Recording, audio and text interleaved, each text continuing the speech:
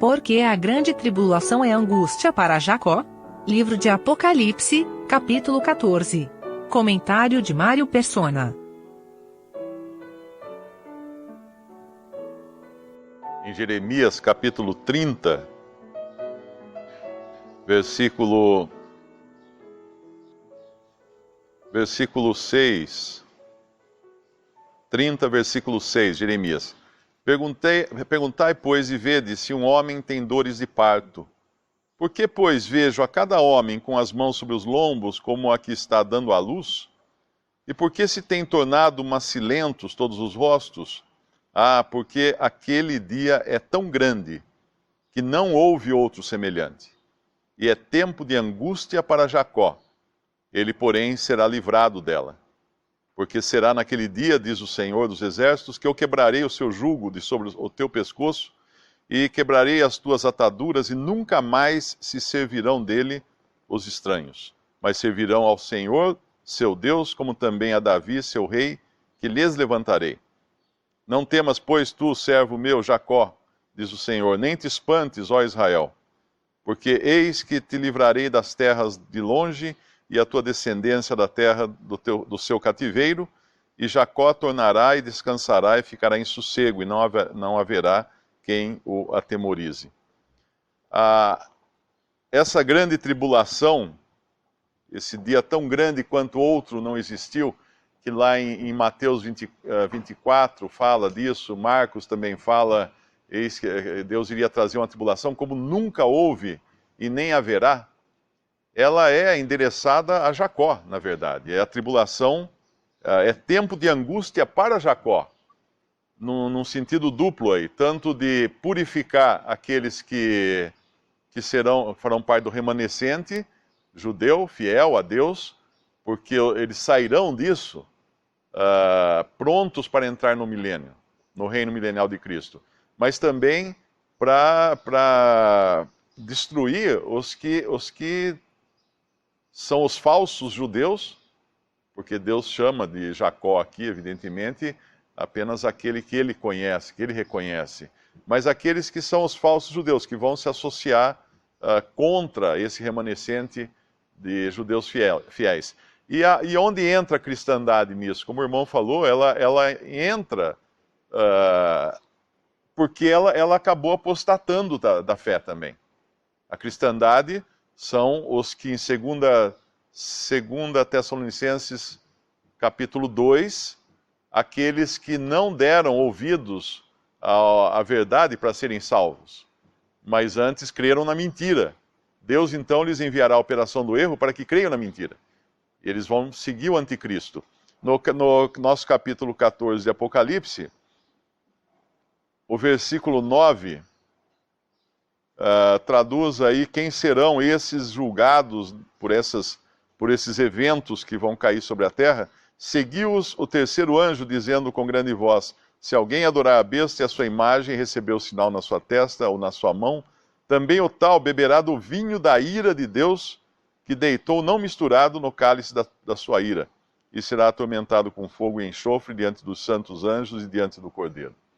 Hoje é um engano muito grande algum cristão que realmente crê no Senhor Jesus Cristo pensar que vai assistir tudo isso ou participar de tudo isso. Porque a angústia é para Jacó. A grande tribulação é a paga que Deus dá àqueles que rejeitaram o seu filho, pregaram numa cruz, para que ele morresse ali naquela cruz, e eventualmente depois a cristandade se associa a esses, mas não os cristãos reais, mas os apóstatas, aqueles que apenas levaram o nome de Cristo sobre a terra, mas nunca realmente foram salvos. Então o cristão real, que crê em Cristo como seu Salvador, não deve nem se abalar com essas coisas que são descritas aqui. Por quê? Porque ele está salvo, ele vai estar... Antes disso, ele vai estar já no céu com Cristo. Ele vai estar fora disso. E aqueles que serão o remanescente de judeus fiéis e também de gentios que protegerão esses judeus, porque há três classes de pessoas nesse momento aqui. Existem os bodes, as ovelhas e os pequeninos irmãos, de Mateus capítulo 25. Os bodes, aqueles que matarão, perseguirão, irão martirizar os pequeninos irmãos, que são o remanescente fiel de judeus. As ovelhas, aqueles que irão protegê-los. E os pequeninos irmãos, evidentemente, aqueles de quem o Senhor vem, que é o povo judeu. Mas isso não haverá cristão aqui salvo por Cristo nesse momento. Eles terão sido arrebatados, nós teremos sido tirados da terra antes disso. Pelo quase, eventualmente, 7 anos, mais ou menos 7 anos antes disso, nós teremos sido levados da terra. Então, qualquer inquietação que alguma pregação, alguma palavra traga sobre cristãos hoje, nessa dispensação, é totalmente falsa.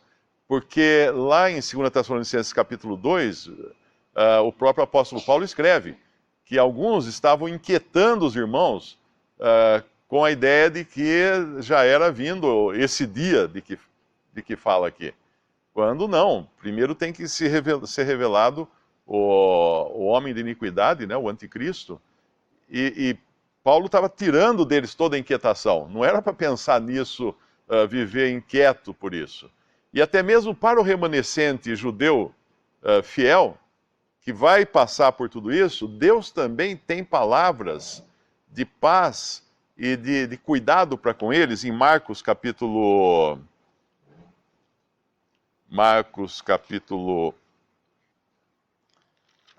13 de Marcos,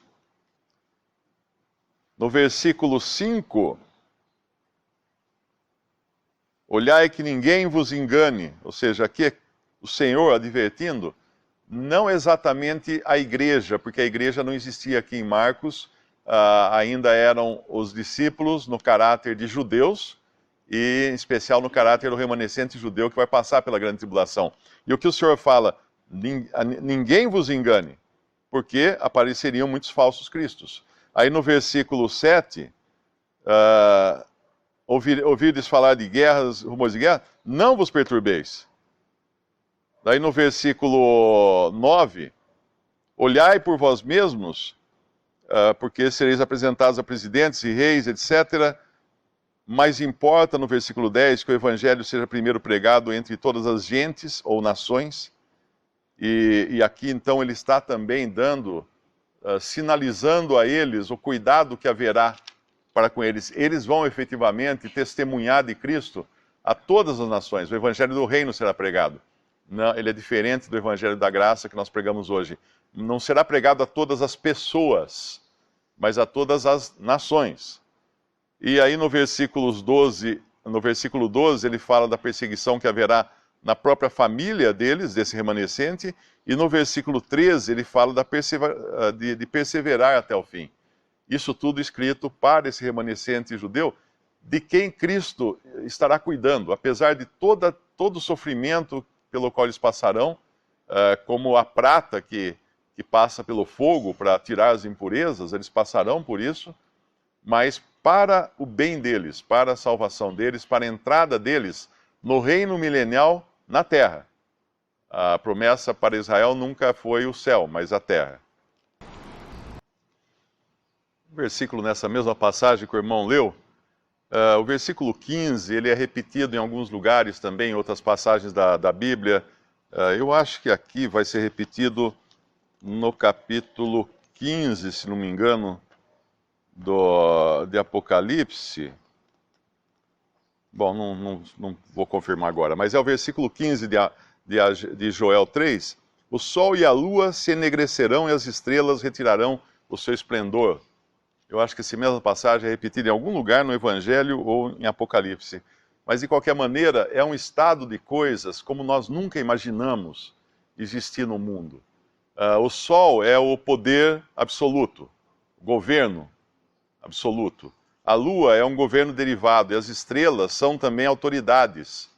Então, aquilo que Deus instituiu logo no início da criação no Éden, da criação do mundo nesse estado atual, que foi o sol, a lua e as estrelas como guias, como governos, para governarem, né, as estações e tudo mais, aqui fala de homens, de governos, de ordem ordem. É um mundo totalmente sem ordem, em total anarquia, quando as pessoas acabarão fazendo o que elas bem entenderem, sem autoridade, sem nada. A gente teme uma situação assim. A gente vê países em revolução, que horrível que é quando perde as rédeas do governo. E vai ser um tempo como nunca existiu, também nesse sentido, sem governo. A pior coisa que Deus pode fazer para o ser humano é deixar ele entregue à própria sorte. Essa é a pior coisa. Ainda hoje, mesmo os incrédulos, Deus os guia. Por incrível que pareça, a gente acha que só aqueles que são salvos, que são guiados por Deus, não.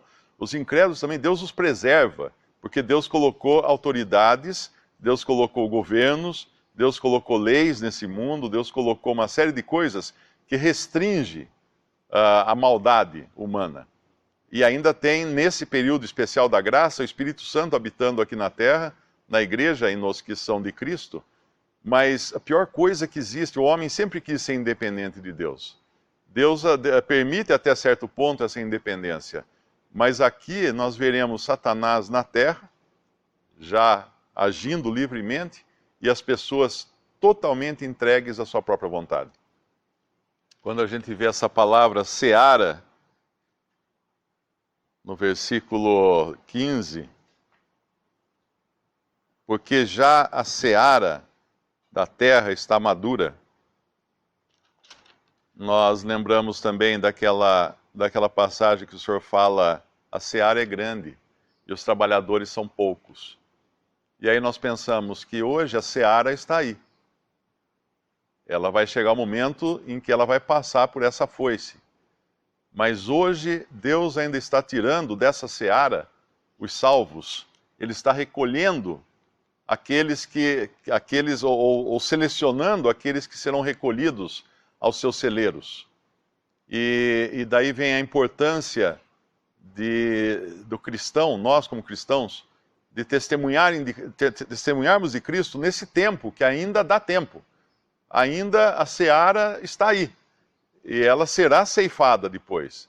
Mas hoje Deus está pedindo trabalhadores para essa seara. Ele fala, são poucos, rogai ao Senhor, trabalhadores. Não é rogai aos homens, a alguma instituição religiosa, alguma ordem teológica, alguma ordem de missões para mandar missionários para a seara. Não, é rogai ao Senhor da seara, que é o próprio dono da seara, para que envie trabalhadores para a sua seara.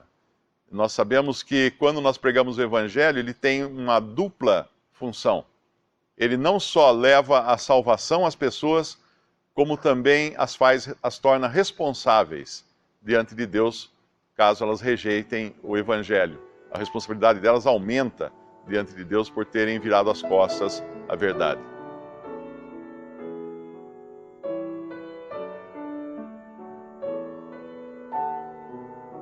Visite Respondi.com.br. Visite também 3minutos.net.